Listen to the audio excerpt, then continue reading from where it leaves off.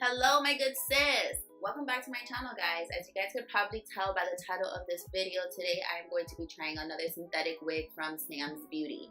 In this video I'm going to try to cover the two most important things I consider to be essential when wearing wigs, which is prepping your hair under the wig and then just lace detailing. As you guys could tell by the beginning of the video, I used a moisturizer and jojoba oil to moisturize my braids under the wig.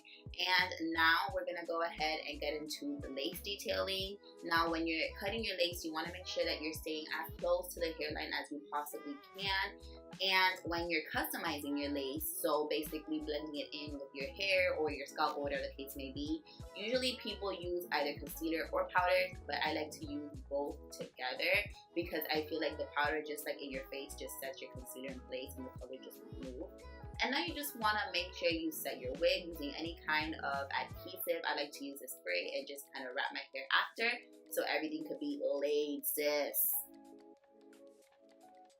So this is a finished look. As you guys could see, the wig is on and she is not going anywhere. Like, she is stuck. She's shooky. I ran a comb through the wig because I really wasn't messing with all of the like volume. Like, I don't like hair that big. Overall, I do like the wig. The parting, this is what the parting looks like right now. It's probably gonna change the more I play with it, but I really don't want to mess with it too much because I just got it and like I just kind of want to watch more wig videos to see what I do with it because this is a really nice wig. I like it a lot and I don't want to mess it up. So yes, with that being said, thank you so much for watching, you guys. I'll see you guys in the next one. Bye.